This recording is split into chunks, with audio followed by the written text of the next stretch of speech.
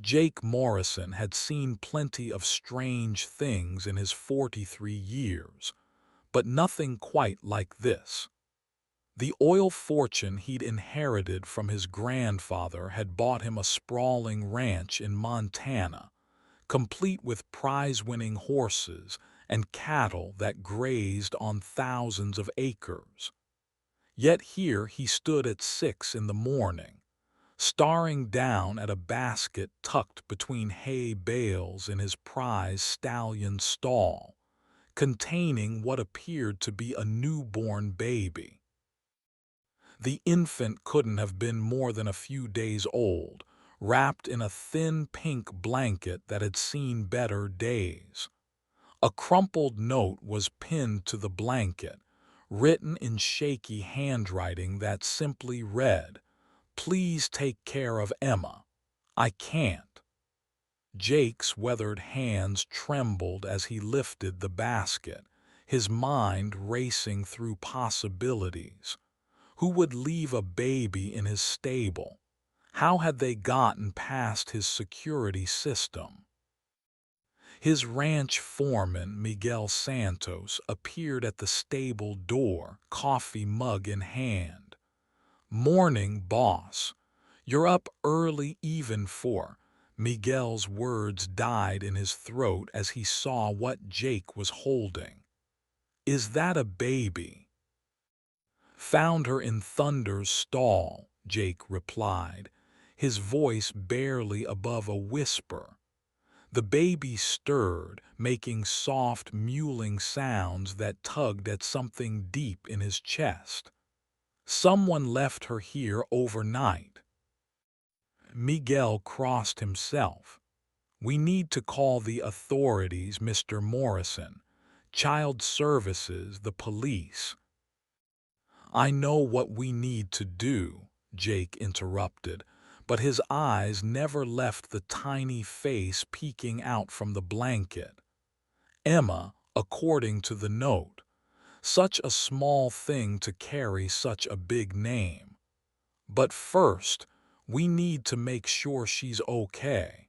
She's probably hungry, maybe dehydrated. The nearest hospital was 30 miles away, and Jake found himself driving faster than he'd ever driven before, glancing in his rearview mirror every few seconds to check on the infant secured in an improvised car seat made from cushions and blankets. Miguel followed in his truck, already on the phone with the sheriff's department. Dr. Rebecca Walsh, the emergency room physician, examined Emma with gentle efficiency while Jake paced the small room like a caged animal. "She's surprisingly healthy," Dr. Walsh announced. "Maybe 3 days old, showing no signs of neglect or abuse. Whoever left her took good care of her initially." "What happens now?" Jake asked, though he dreaded the answer. "Child Protective Services will take custody while they investigate. They'll try to locate the mother, determine if there are any family members who can care for her." Dr. Walsh's expression softened. "You did the right thing bringing her in immediately." Sheriff Tom Bradley arrived within the hour, his notebook ready. "Any idea who might have left her on your property, Jake?" Jake shook his head. "Could be anyone. The ranch employs about 20 people, plus we have vendors, visitors, neighboring ranchers. Security cameras might have caught something." "We'll need to review all footage from the past week," Sheriff Bradley said. "This is a serious matter. Abandoning a child is a felony, even if the intent was to ensure the child's safety." As they spoke, A social worker named Patricia Kim arrived to take Emma into temporary custody. Jake watched helplessly as the woman prepared to leave with the infant who had somehow, in the span of just a few hours, managed to wrap herself around his heart. The baby's tiny fingers had grasped his thumb during the examination, and he swore she'd looked directly at him with those deep blue eyes. "Wait," Jake called out as Patricia reached the door. "What's the process for? For someone who might want to help. Foster care, I mean." Patricia paused, studying his face. "Are you seriously considering fostering?" "I don't know," Jake admitted. "Maybe I want to know what happens to her." Patricia handed him a business card. "Call me if you're serious. But understand, Mr. Morrison, this isn't like taking in a stray calf.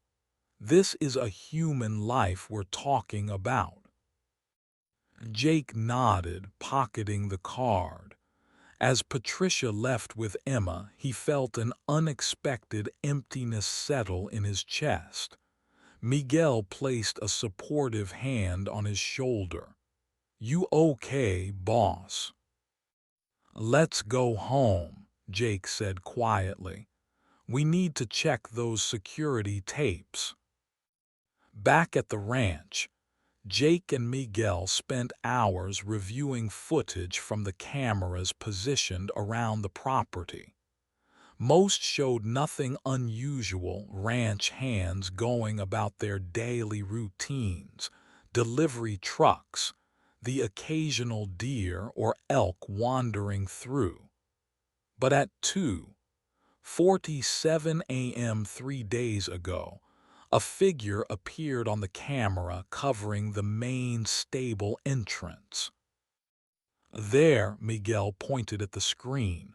"Someone's carrying something."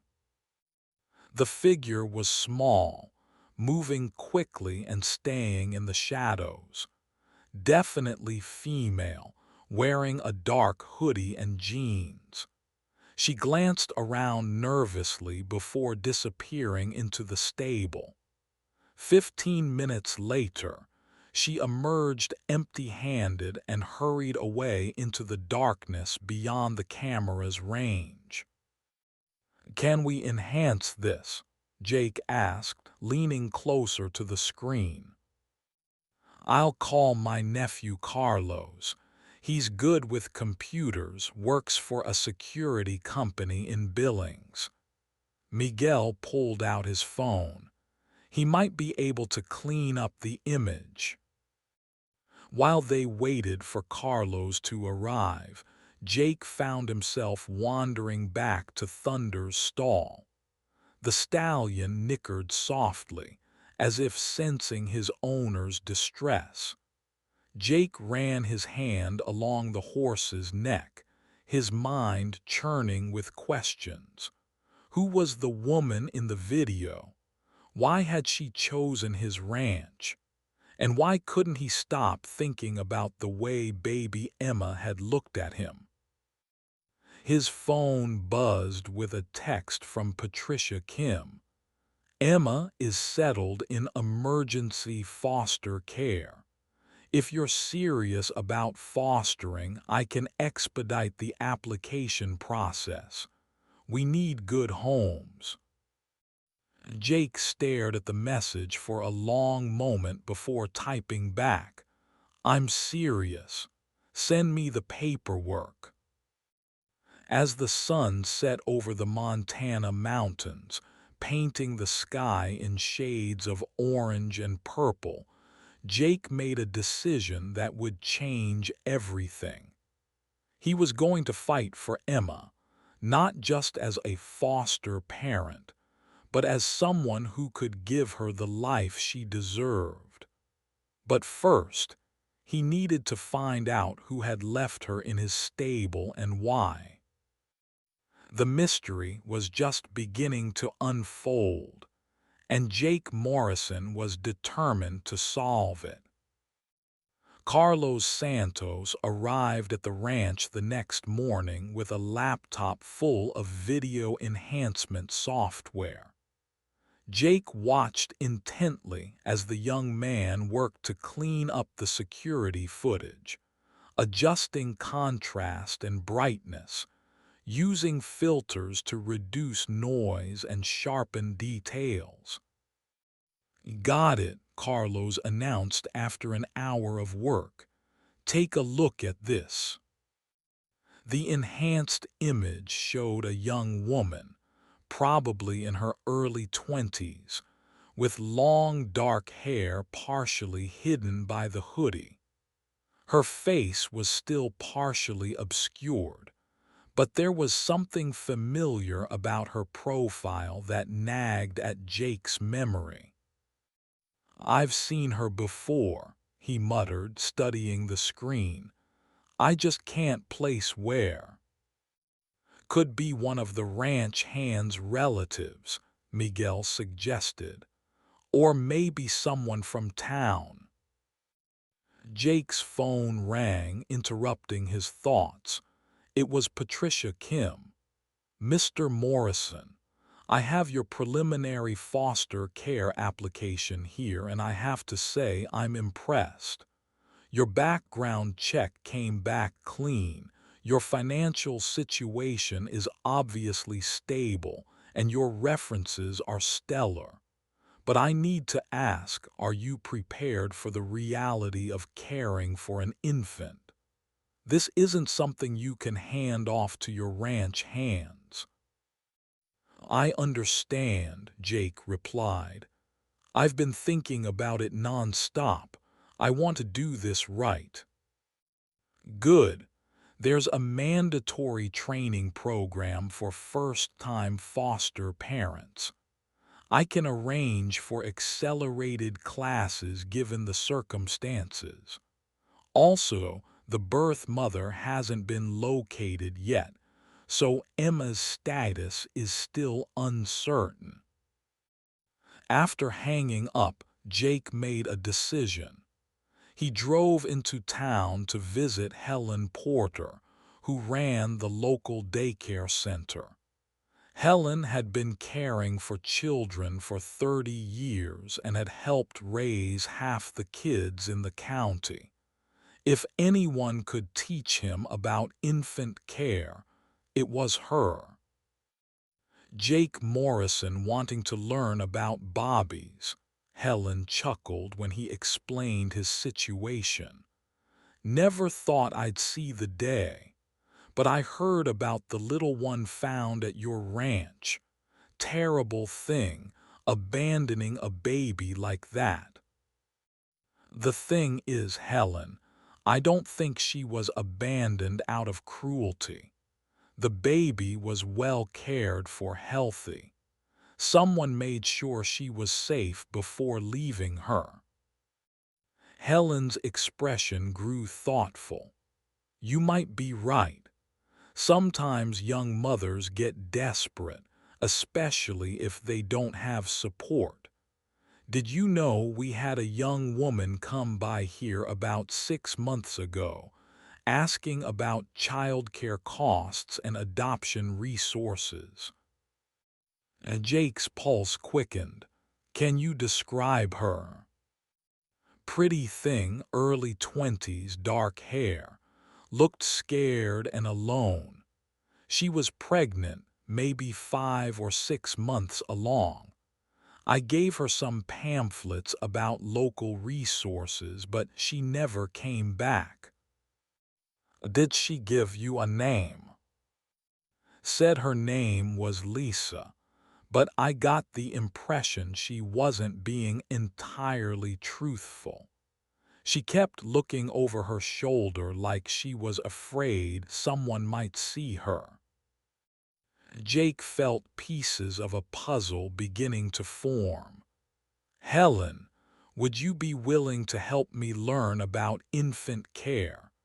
I'm serious about fostering Emma, but I need to know what I'm doing."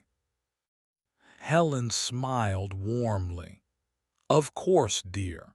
Bring Emma by once the paperwork is sorted and we'll start with the basics. But Jake, are you sure about this? Raising a child changes everything." "I've never been more sure of anything in my life," Jake replied, surprising himself with the conviction in his voice. Over the next few days, Jake threw himself into preparation. He converted one of the guest bedrooms into a nursery, complete with a crib, changing table, and rocking chair. He studied parenting books with the same intensity he'd once applied to oil drilling reports. Most importantly, he visited Emma every day at her temporary foster home, spending hours just holding her and talking to her in soft tones. "She's bonding with you," observed Martha Jenkins, the temporary foster mother.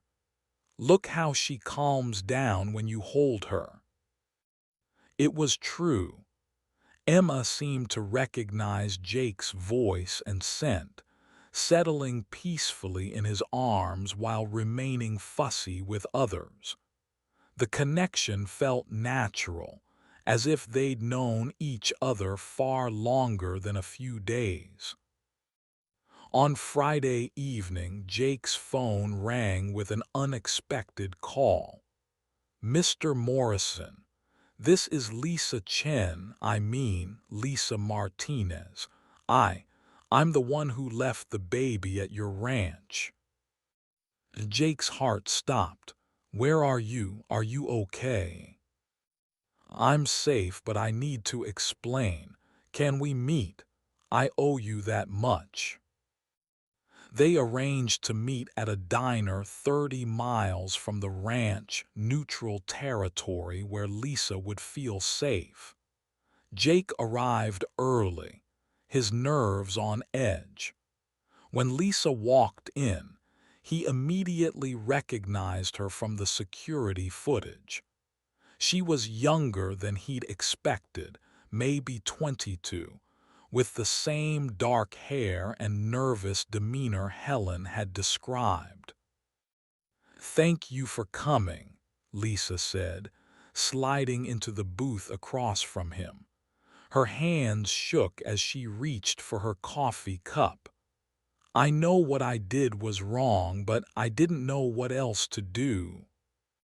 "Tell me everything," Jake said gently. Lisa's story poured out in a rush. She'd been in an abusive relationship with a man named Derek Walsh, who'd controlled every aspect of her life. When she discovered she was pregnant, Derek had demanded she get an abortion, threatening violence if she refused. She'd managed to escape to a women's shelter in another state, where she'd given birth to Emma. "I wanted to keep her," Lisa said, tears streaming down her face. "But Derek found out where I was. He hired people to look for me, threatened to hurt Emma if I didn't come back to him. I couldn't let that happen." "So you brought her to my ranch." "I'd been watching from a distance, trying to figure out what to do. I saw how gently you treated your horses, how your workers respected you. I hoped you might be the kind of person who would protect her." Jake reached across the table and took her hand. "Lisa, there are legal ways to handle this. We can get you protection, help you build a safe life for you and Emma." "You don't understand," Lisa said, pulling her hand away. "Derek has connections everywhere. Police, judges, lawyers. He's wealthy and powerful, and he always gets what he wants. What's his full name? Derek Walsh. He owns construction companies across 3 states. Jake's blood ran cold. He knew that name. Derek Walsh had tried to buy mineral rights to part of Jake's ranch 2 years ago, becoming increasingly aggressive when Jake refused to sell. The man had a reputation for getting his way through intimidation and barely legal tactics.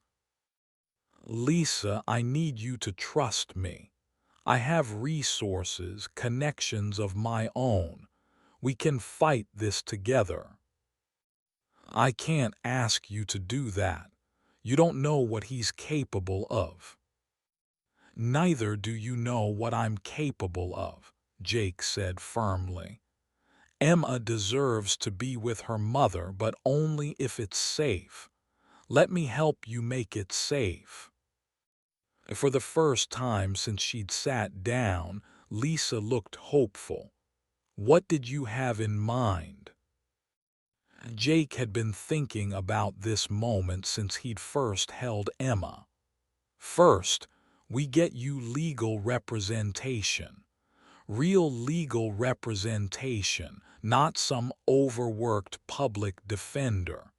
Second, we document everything about Derek's threats and abuse. Third, we make sure Emma is protected no matter what happens. I can't afford a lawyer.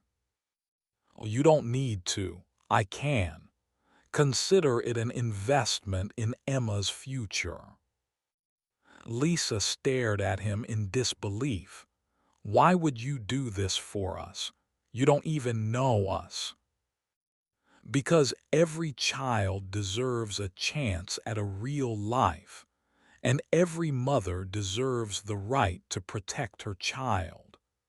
Because someone left a baby in my stable and changed my world, and I'm not about to let some bully destroy that child's future. They talked for another hour, working out the details. Lisa would stay in a safe location while Jake's lawyers began building a case.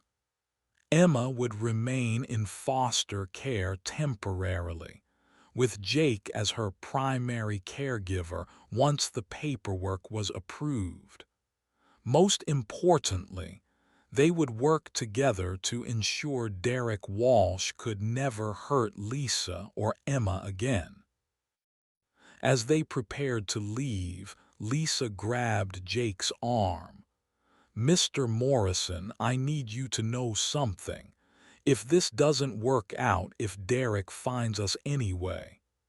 I signed preliminary adoption papers before I left Emma at your ranch. They're in my car. If something happens to me, I want you to adopt her officially. Jake felt the weight of that responsibility settle on his shoulders. Nothing's going to happen to you, Lisa. I promise you that. But as he drove back to the ranch that night, Jake knew he was making a promise he might not be able to keep. Derek Walsh was dangerous, and he wouldn't give up easily. The real battle was just beginning. The next morning brought news that changed everything. Sheriff Bradley called with an update on the investigation. Jake, we've got a problem. Derek Walsh filed a missing persons report on Lisa Martinez 2 days ago. Claims she's unstable and dangerous, that she kidnapped his child. That's a lie, Jake said immediately. I met with Lisa last night. She's the victim here, not the perpetrator. I believe you, but Walsh has documentation. Court orders, medical records claiming Lisa is mentally unstable. He's got lawyers demanding the baby be turned over to him immediately. Jake felt his world shifting. What kind of documentation? The kind that money can buy, if you know what I mean. This guy has connections, Jake. He's already filed for emergency custody in 3 different states. Can he do that? He's doing it. My hands are tied here.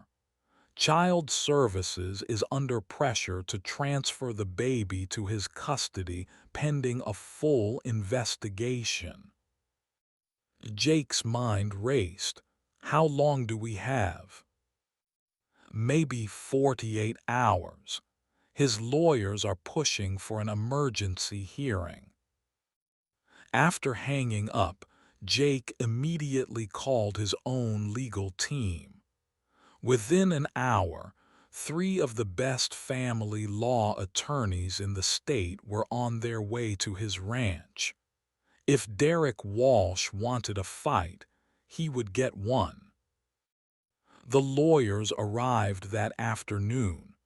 Rebecca Stone, a fierce advocate for children's rights, Marcus Chen, a specialist in domestic violence cases, and David Kim, whose expertise in custody battles was legendary.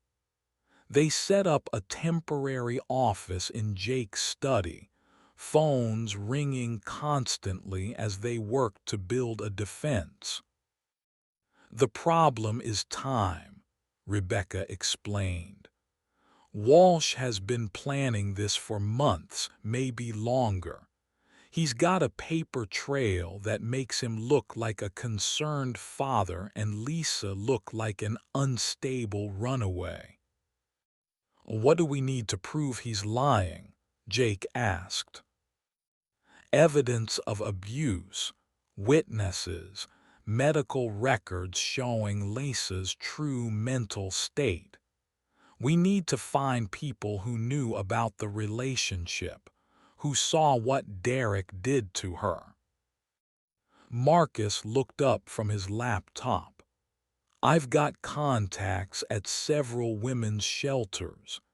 If Lisa stayed at one of them, there might be records, counselors who can testify about her condition when she arrived.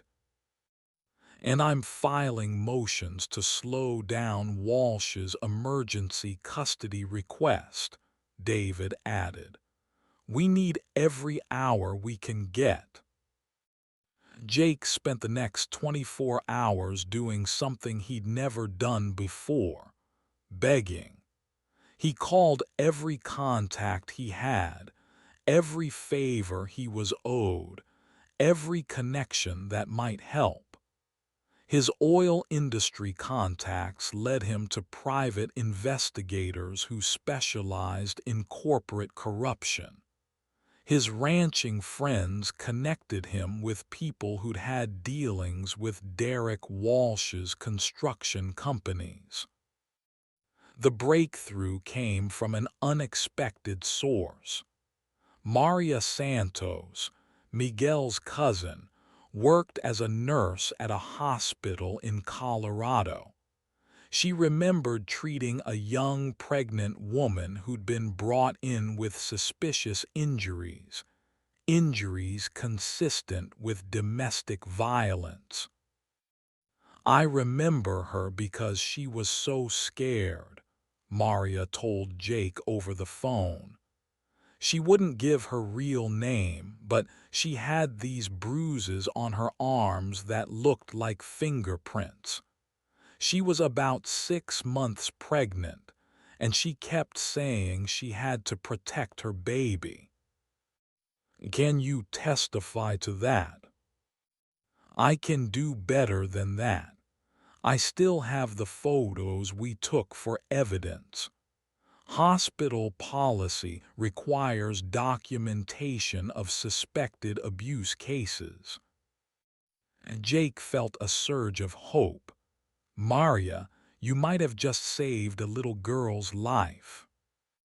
But Derek Walsh wasn't finished. That evening, Jake received a call from Patricia Kim. "Mr. Morrison, I'm afraid I have bad news. Walsh's lawyers have convinced a judge to issue an emergency custody order. We have to transfer Emma to his custody tomorrow morning." "We have evidence now," Jake protested. "Medical records, witness testimony, which we can present at a full hearing next week. But for now, the emergency order stands." Jake hung up the phone and sank into his chair. Tomorrow morning, Emma would be handed over to the very man her mother had risked everything to protect her from. It felt like the ultimate betrayal of the trust Lisa had placed in him. But Jake Morrison hadn't built an oil empire by giving up when things got tough. He picked up his phone and made a call to someone he hadn't spoken to in years. His old college roommate, who now happened to be a federal judge. "Tom, I need a favor, a big one." Sometimes, Jake reflected, it paid to have friends in high places. By morning, Derek Walsh would discover that Jake Morrison wasn't just a wealthy rancher. He was a man with the resources and determination to protect what mattered most. The next morning arrived with unexpected developments. At 6 a.m., Jake's phone rang with news that would change everything. It was Rebecca Stone, calling from her office where she'd been working all night. "Jake, we've got him. Derek Walsh just made a critical mistake." "What kind of mistake?" "He tried to have Lisa arrested last night. Filed false charges claiming she stole money from him. But the arrest warrant he filed contains information he shouldn't have known, specifically details about where Lisa has been staying that were never made public." Jake felt a surge of adrenaline. "What does that mean?" "It means he's been having her stalked illegally. I've got 3 private investigators willing to testify that Walsh hired them to track Lisa across state lines. That's federal territory now." Within an hour, Jake was on a conference call with his entire legal team and several federal agents. The case against Derek Walsh was building rapidly, but Emma was still scheduled to be transferred to his custody at 10 a.m. "We need more time," Marcus said. "Just 12 hours to get the federal case filed properly." Jake looked at his watch. It was 8:30 a.m. "I've got an idea, but it's risky." At 9:45 a.m., Jake arrived at the Child Services office with his lawyers and a surprise guest, Lisa Martinez, accompanied by federal marshals. She looked terrified but determined. "I'm here to formally contest the custody order," Lisa announced to the shocked case workers. "I'm the child's mother, and I'm prepared to testify about why Derek Walsh should never be allowed near my daughter." Patricia Kim looked overwhelmed. "Ms. Martinez, we weren't expecting you. Mr. Walsh's lawyers are already here to collect the child." "Then let's settle this right now," Rebecca Stone said firmly. "I'm calling for an emergency hearing to be held immediately." Derek Walsh strode into the office at that moment, flanked by two expensive lawyers and radiating the kind of confidence that came from always getting his way. He was a tall man in his 40s, with prematurely gray hair and cold eyes that seemed to calculate the worth of everything they saw. "Lisa," he said, his voice deceptively gentle, "thank God you're safe. I've been so worried about you and our baby." "She's not your baby," Lisa said, her voice shaking but determined. "You wanted me to get rid of her, remember? You said you'd kill me if I didn't." Derek's mask slipped for just a moment, revealing something ugly underneath. "You're not well, Lisa. You need help, not a baby to care for." "I have help," Lisa replied, glancing at Jake. "I have people who actually care about what happens to Emma." The emergency hearing was held in a small courtroom with Judge Harrison Williams presiding. Jake had never met the judge before, but Rebecca Stone assured him Williams had a reputation for being fair and thorough. Derek's lawyers went first, presenting their case with polished efficiency. They painted Lisa as mentally unstable, Derek as a concerned father figure, and the abandonment of Emma as proof of Lisa's unfitness as a mother. "Your Honor," Derek's lead attorney said, "my client has been searching for Ms. Martinez for months, concerned about her well-being and that of the child. He's prepared to provide Emma with a stable, loving home." Then it was Rebecca's turn. She stood and addressed the court with quiet intensity. "Your Honor, what we have here is not a custody dispute, but a case of domestic violence and stalking. The evidence will show that Derek Walsh is a dangerous man who drove Lisa Martinez to desperate measures to protect her child." She presented Maria Santos's medical records, photographs of Lisa's injuries, and testimony from the private investigators Derek had hired.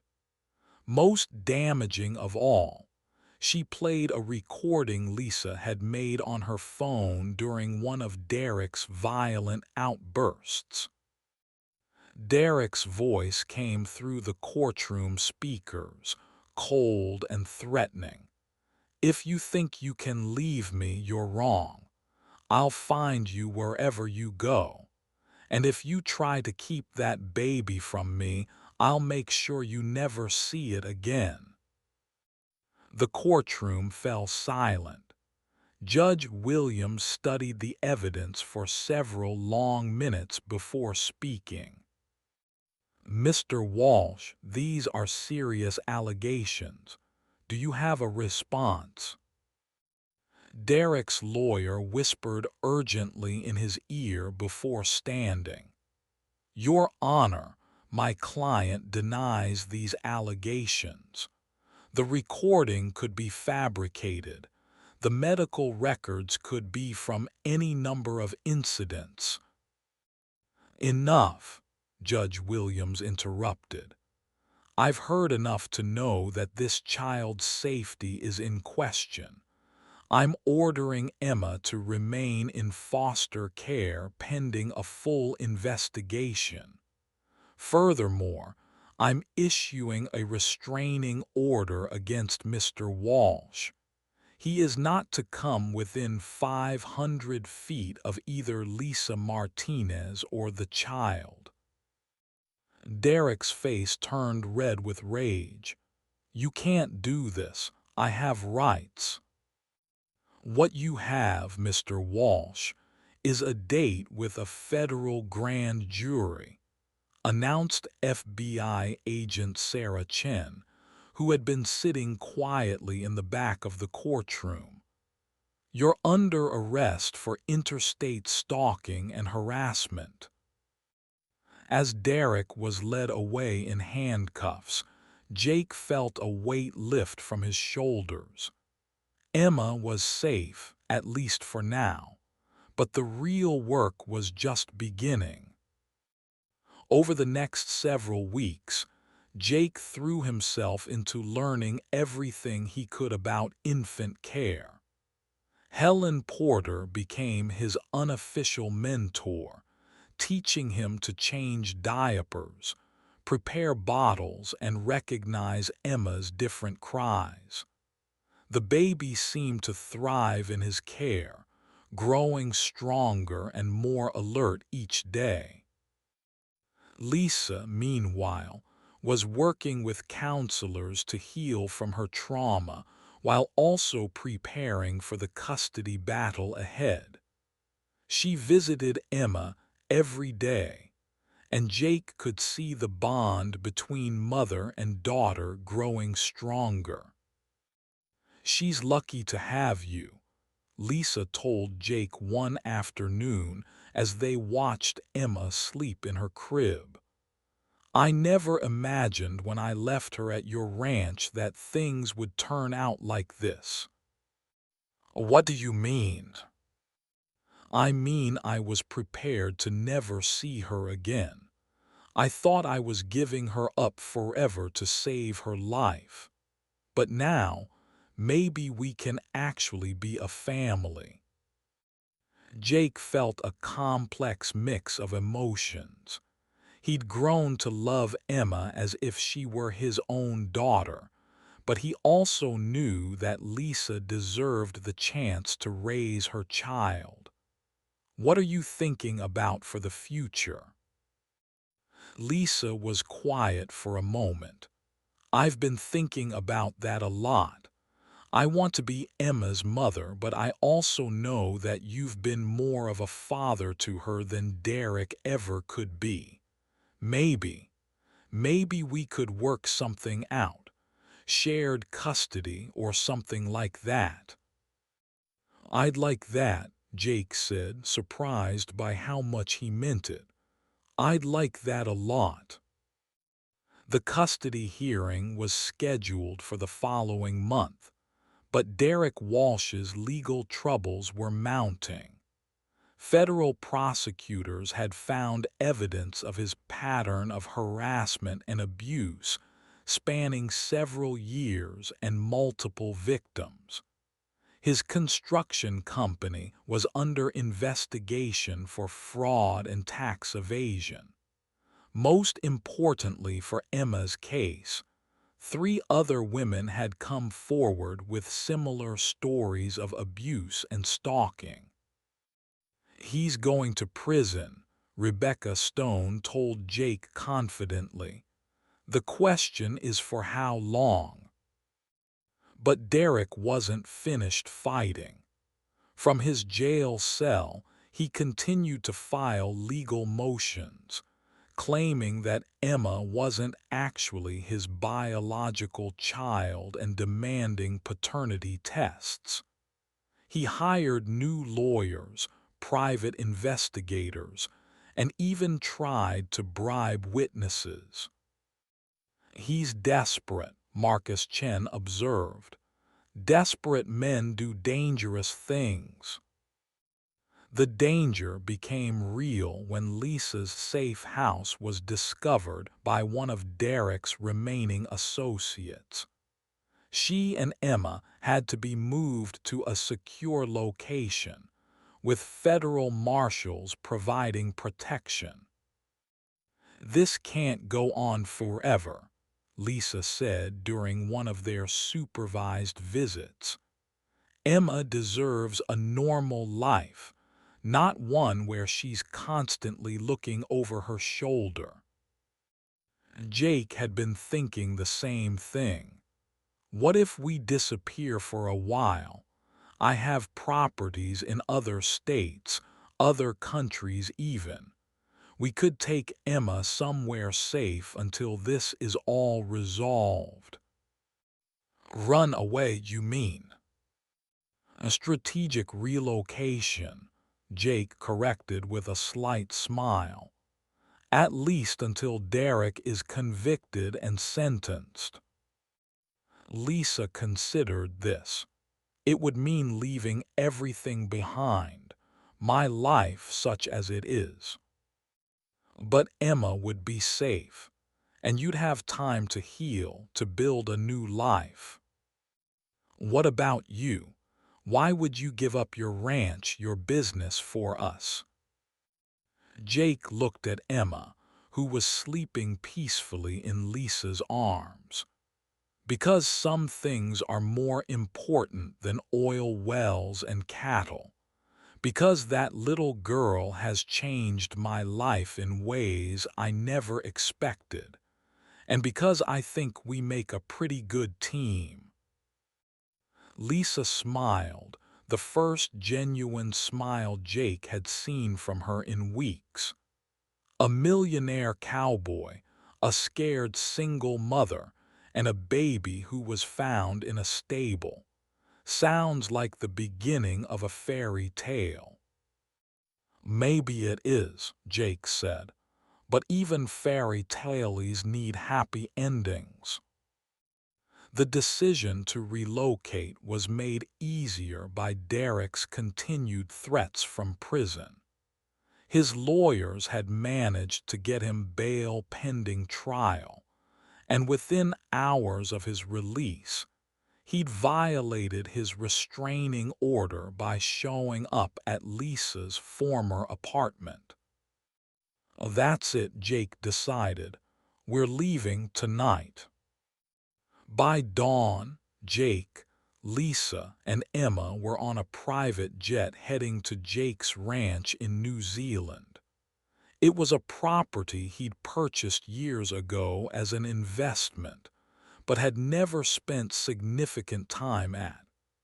Now it would become their temporary home, while the legal battles played out in the United States. The New Zealand ranch was smaller than Jake's Montana spread, but no less beautiful. Rolling green hills stretched to the horizon, dotted with sheep and cattle.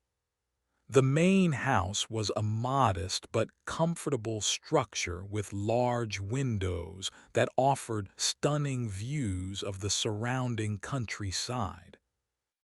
It's beautiful, Lisa said as they settled in. Emma's going to love growing up here. Temporarily, Jake reminded her. We'll go back when it's safe. But as the days turned into weeks, Jake found himself hoping that temporarily might last a long time. He watched Lisa relax for the first time since he'd known her, saw her smile return as she played with Emma in the sunshine. The baby was thriving, growing stronger and more alert each day. Jake threw himself into ranch work with renewed energy, teaching Lisa to ride horses and help with the daily chores. In the evenings, they would sit on the porch watching Emma play on a blanket, talking about everything and nothing. I never thought I could feel safe again, Lisa confided one evening. After Derek, I thought I'd always be looking over my shoulder. You are safe, Jake assured her. And Emma is safe, that's what matters. News from the United States was encouraging. Derek Walsh had been convicted on federal charges, and sentenced to 15 years in prison. His construction company had collapsed, and his assets were being seized to pay restitution to his victims. Most importantly, he'd signed away all parental rights to Emma in exchange for a slightly reduced sentence. "It's over," Rebecca Stone told Jake during a video call. "Derek can't hurt you anymore. You're free to come home whenever you're ready." But Jake found himself in no hurry to return. Life in New Zealand had taken on a peaceful rhythm that he'd never experienced before. He was working the land with his hands, raising a child with Lisa, and building something real and lasting. "What if we stayed?" he asked Lisa one evening as they watched the sunset paint the sky in brilliant colors. "Forever." "Why not? Emma's happy here, you're happy here. I can run my business from anywhere in the world. We could make this our home." Lisa was quiet for a long moment. "What about your ranch in Montana? Your life there?" "My life is here now, with you and Emma." 6 months later, Jake Morrison officially became Emma's adoptive father in a ceremony at the local courthouse.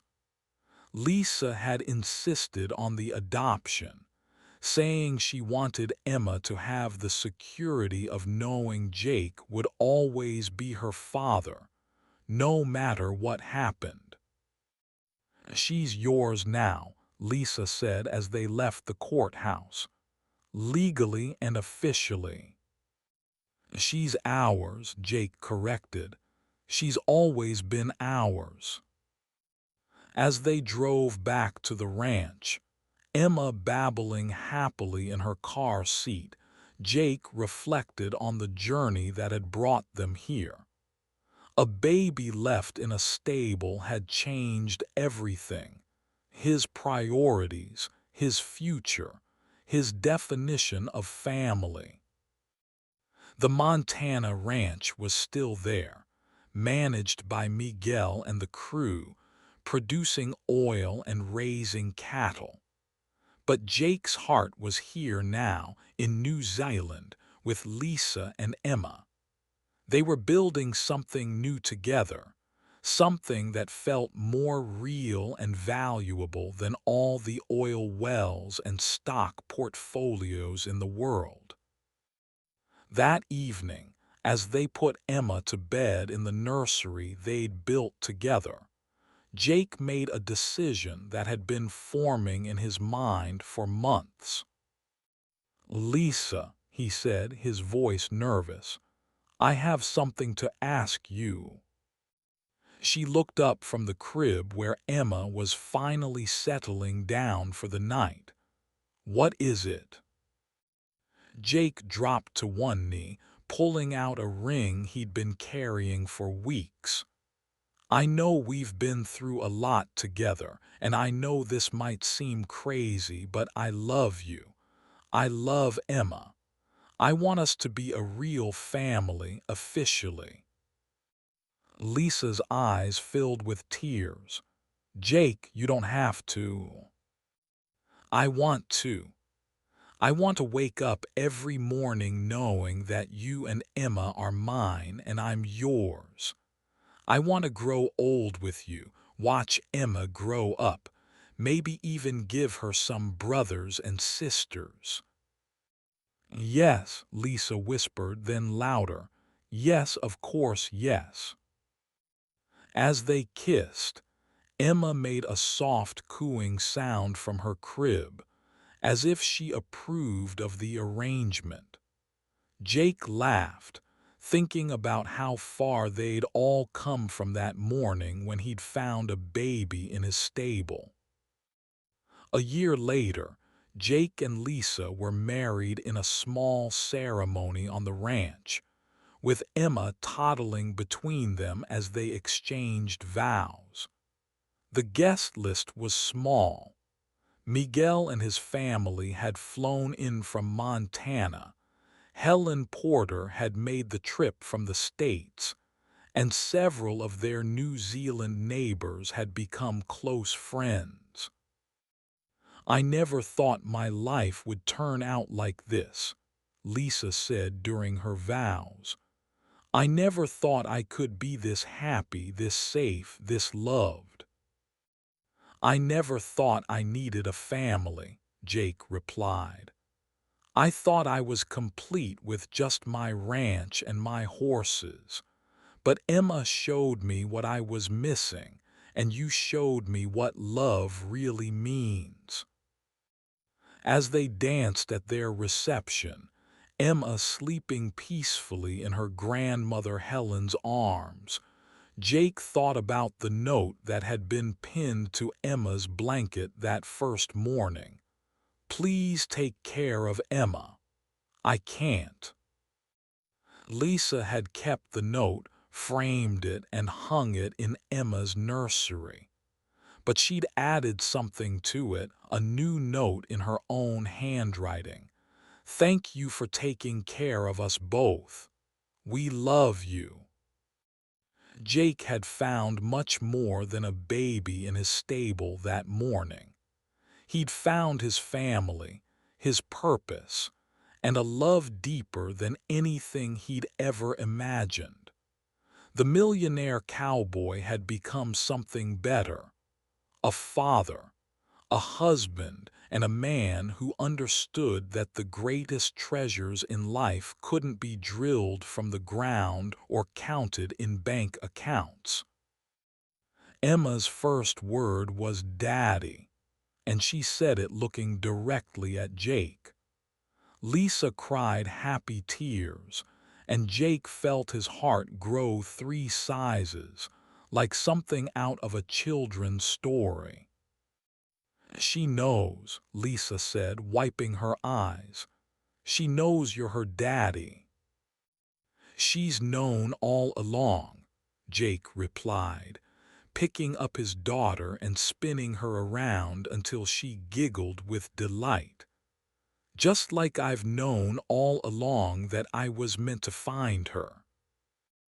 As the New Zealand sun set over their ranch, painting the sky in the same brilliant colors Jake remembered from that first morning in Montana, he held his wife and daughter close and knew that sometimes the best things in life came from the most unexpected places.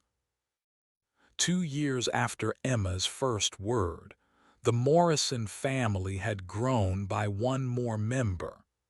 Little James Morrison entered the world on a snowy winter morning, with Emma insisting on being the first to hold her baby brother.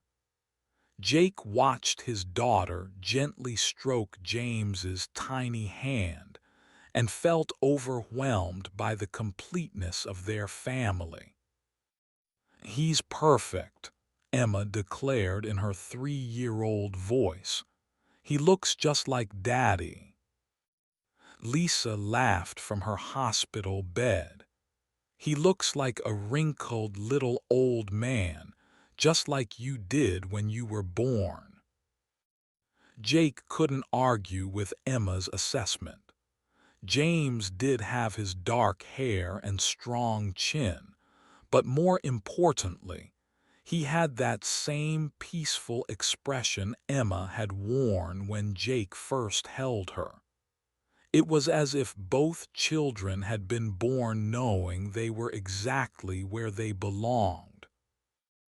The ranch in New Zealand had become more than a home.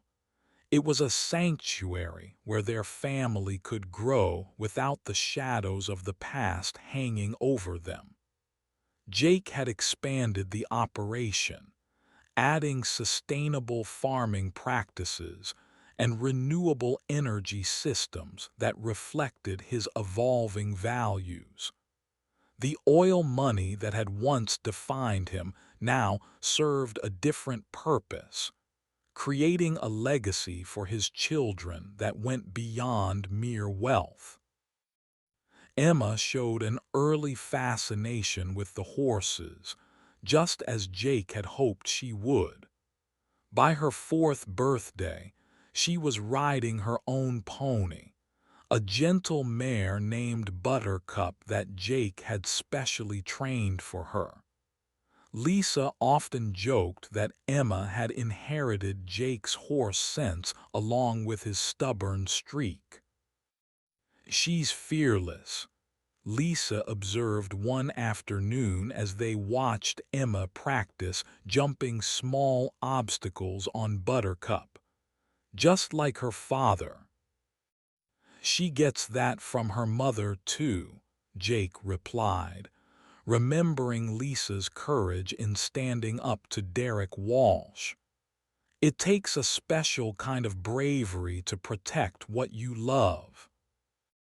The legal battles were ancient history now. Derek Walsh had been transferred to a maximum security prison after attempting to orchestrate an attack on a federal prosecutor. His remaining assets had been distributed among his victims, and he would likely never see freedom again. More importantly, he had been completely erased from Emma's life. She had no memory of him and no need to know his name. But Jake and Lisa had decided early on that they would never lie to their children about their origins. When Emma was old enough to understand, they would tell her the truth about how she came to be part of their family. For now, though, she was simply a happy child who knew she was loved unconditionally. The ranch had become a destination for other families in need. Lisa had started a program that offered temporary sanctuary to women escaping domestic violence, providing them with safe housing and job training while they rebuilt their lives. Jake funded the program generously, but Lisa ran it with the passion of someone who truly understood what these women were going through. "We can't save everyone," Lisa told Jake one evening after a particularly difficult case. "But we can save some, and for those we save, we can change everything." Jake watched his wife coordinate resources for their latest resident, a young mother with 2 small children who had fled an abusive husband. Lisa's transformation from the frightened woman he'd first met to this confident advocate never ceased to amaze him. Emma was naturally drawn to the children who came to stay at the ranch. She would share her toys without being asked, help with younger children, and somehow seemed to understand that these families needed extra kindness. It was as if her own experience had given her an instinct for recognizing others who needed protection. "She's going to be a remarkable woman," Jake told Lisa one evening as they watched Emma reading a story to a group of children whose mothers were attending a support group meeting. "She already is," Lisa replied. "Look at how she makes everyone feel welcome. That's a gift you can't teach." As James grew from infant to toddler, it became clear that he would be different from his sister but no less special. Where Emma was bold and adventurous, James was thoughtful and observant. He would sit quietly for hours, watching the world around him with curious eyes, taking in details that others missed. He's going to be the philosopher of the family, Jake predicted when James was 2, and had begun asking surprisingly complex questions about everything from why grass was green to where the wind came from. As long as he doesn't try to psychoanalyze his sister, Lisa laughed. Emma's complicated enough without having a little brother picking apart her motivations. The children's relationship was a joy to watch. Emma appointed herself James's protector and teacher, showing him how to feed the chickens, brush the horses, and identify different types of clouds. James, in turn, worshipped his big sister and followed her everywhere with devoted attention. Jake often found himself thinking about the chain of events that had brought them all together. If Lisa hadn't been desperate enough to leave Emma in his stable, if he hadn't been in the barn that particular morning, if Derek Walsh hadn't been the monster he was, any change in those circumstances might have led to a completely different outcome. Do you ever wonder what would have happened if things had been different? He asked Lisa one evening as they sat on their porch watching the sunset. Every day, she admitted. But then I look at our life now and think maybe everything happened exactly the way it was supposed to. Maybe Emma was always meant to be our daughter, and we were always meant to find each other. Jake squeezed her hand. I used to think success was measured in barrels of oil and head of cattle. Now I know it's measured in bedtime stories and scraped knees and family dinners. And dirty diapers, Lisa added with a laugh. Don't forget the dirty diapers. Especially the dirty diapers, Jake agreed. Those are the moments that really matter. As their 5th anniversary approached, Jake and Lisa decided to make a trip back to Montana. It would be Emma's first time seeing the ranch where she'd been found, and Jake wanted to show his children where their story had begun. Miguel Santos had done an excellent job managing the Montana operation, but Jake could see the older man's relief when his boss finally returned, even temporarily. The ranch hands gathered around to meet Emma and James, many of them remembering the morning when a baby had been found in Thunder's stall. She's grown into a beautiful little girl, Miguel told Jake as they watched Emma confidently approach Thunder, now an old but still magnificent stallion. Just like you said she would. Emma seemed to have an instant connection with the horse that had inadvertently played such an important role in her life. Thunder lowered his great head to let her pet his nose, something he rarely did with strangers. He remembers, Emma announced with 4-year-old certainty. He remembers when I was little and lived in his house. Jake felt his throat tighten with emotion. That's right, sweetheart. This is where Mommy brought you when you were a tiny baby. And where Daddy found me, Emma added, having heard the story many times. And where our family started. They spent a week in Montana, visiting old friends and allowing Emma and James to experience a different kind of ranch life. Emma was fascinated by the oil derricks and asked endless questions about how they worked. James was more interested in the different types of grass and flowers he hadn't seen in New Zealand. But it was clear that New Zealand was home now. The children grew restless after a few days, asking when they could go back to their own horses and their own rooms. Jake felt the same way. Montana held important memories, but it no longer held his heart. On their last night in Montana, Jake took Emma to Thunder's stall, the same place where he'd found her 5 years earlier.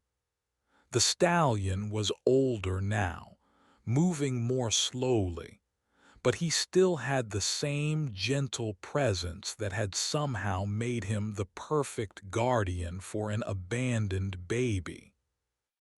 "Tell me the story again, Daddy," Emma requested, settling into Jake's lap as they sat on a bale of hay. Jake began the familiar tale, but this time he found himself adding details he'd never shared before: how scared he'd been, how he'd fallen in love with her immediately, how he'd known from the first moment that she was meant to be his daughter. "And then Mommy came back," Emma continued, knowing the story by heart. "And you helped her be safe, and we all became a family." "That's right," Jake confirmed. "And then we moved to New Zealand and James was born, and we lived happily ever after." "But this isn't the end of the story," Emma said seriously. "This is just the middle part. There's lots more story to come." Jake hugged his daughter tighter, marveling at her wisdom. "You're absolutely right. This is just the beginning." As they prepared to return to New Zealand, Jake made a decision that had been forming in his mind throughout their visit. He would donate the Montana ranch to a foundation that provided therapeutic riding programs for traumatized children. It seemed fitting that a place where one abandoned child had found hope would continue to help other children heal. "Are you sure?" Lisa asked when he told her about his decision. "That ranch is worth millions." "And it will be worth millions to the kids who get help there," Jake replied. "Besides, we have everything we need in New Zealand. This is just sharing the blessings." Miguel Santos was appointed as the foundation's director, ensuring that the ranch would continue to be managed by someone who understood its true value. The transition would take time, but Jake knew it was the right decision. Back in New Zealand, life settled into its comfortable rhythm. Emma started school and quickly became popular with her classmates, regaling them with stories of life on a ranch and inviting them over to meet the horses. James developed his own relationships with the animals, showing a particular affinity for the sheep and chickens. Lisa's sanctuary program had grown into a recognized organization, providing services to families throughout the region. She'd written a book about her experiences, which had become a bestseller, and provided additional funding for the program. Jake was proud of how she'd transformed her own pain into a force for healing others. You know what I love most about our life? Lisa asked Jake one evening as they watched Emma teaching James to rope a fence post. What's that? It's real. It's not perfect, and it's not always easy, but it's real. When Emma has a tantrum or James refuses to eat his vegetables or the cattle break through a fence, it's all just part of building something meaningful together. Jake nodded, understanding exactly what she meant. His old life had been successful but hollow, filled with accomplishments that felt empty in retrospect. This life was messier, more challenging, but infinitely more rewarding. As Emma's 6th birthday approached, she announced that she wanted to have a party for all the children who had stayed at their ranch through Lisa's program. "They're part of our family, too," she explained with the matter-of-fact wisdom that continually amazed her parents. The party became an annual tradition, with former residents returning each year to celebrate with the Morrison family. Jake would watch Emma move through the crowd, making sure every child felt included, and marvel at how a baby who had been abandoned in a stable had grown into a young girl whose capacity for love seemed limitless. "She's going to change the world," one of the mothers told Jake at Emma's 8th birthday party. "That little girl has something special. She makes everyone feel like they matter." "She learned that from her mother," Jake replied, watching Lisa coordinate activities with the same gentle efficiency she brought to everything she did. But Emma was also learning from Jake. She'd inherited his love of horses and his instinct for business, already talking about expanding the ranch's operations when she grew up. More importantly, she'd learned his lesson about using privilege and resources to help others. "When I'm big," Emma told Jake one day as they worked together to repair a fence, "I want to help kids like me, kids who don't have daddies or mommies." "Kids like you?" Jake asked gently. "Kids who need someone to find them and keep them safe," Emma clarified. "Kids who need a family." Jake felt his heart swell with pride. His daughter understood, even at 8 years old, that her own good fortune came with responsibilities. She was already thinking about how to use her advantages to help others less fortunate. James, now 6 and showing signs of Emma's same compassionate nature, had his own ideas about the future. "I want to be a doctor," he announced one day, "like the doctor who helped Mommy when she was scared." "What kind of doctor?" Lisa asked. "The kind who helps people who are sad and scared feel better," James replied. "The kind who fixes hearts." Jake and Lisa exchanged a look over their son's head.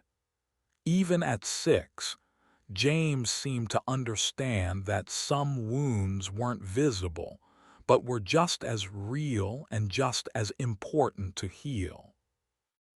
The ranch had become more than a home or a business.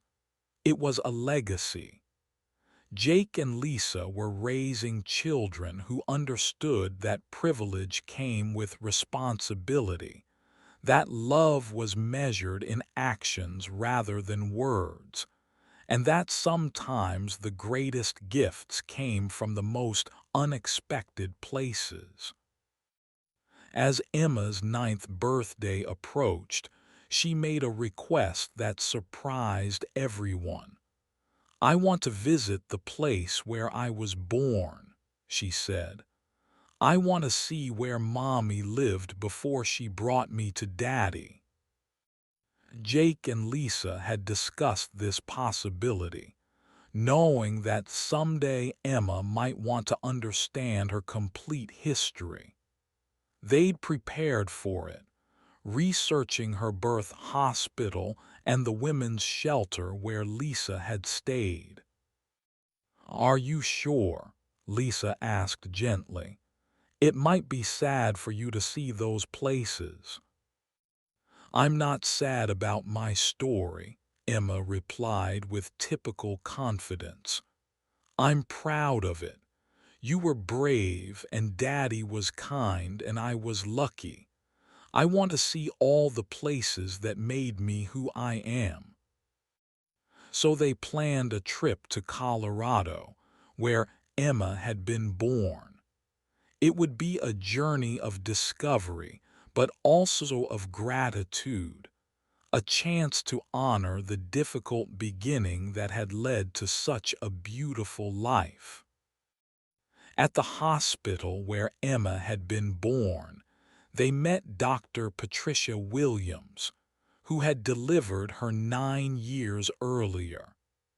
Dr. Williams remembered Lisa clearly, partly because of her circumstances, but mostly because of her obvious love for her unborn child. "Your mother was terrified," Dr. Williams told Emma, "but she was also determined. She was going to protect you no matter what it cost her." Emma listened solemnly, then asked, "Did she know then that she would bring me to Daddy?" "I think she hoped she would find someone who would love you as much as she did," Dr. Williams replied. And she did. They visited the women's shelter where Lisa had stayed, now renamed the Martinez Center in honor of her donation and advocacy work. Emma met other children who were staying there with their mothers, children who reminded Jake and Lisa of themselves in those early, uncertain days.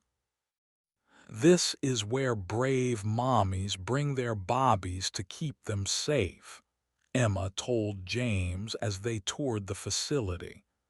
"Just like our mommy did." The trip was emotional for all of them, but it also provided closure. Emma could see the complete arc of her story, from a frightened young woman trying to protect her baby to a thriving family that had found happiness and purpose together.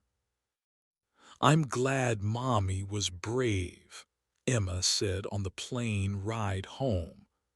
"And I'm glad Daddy was in the barn that morning.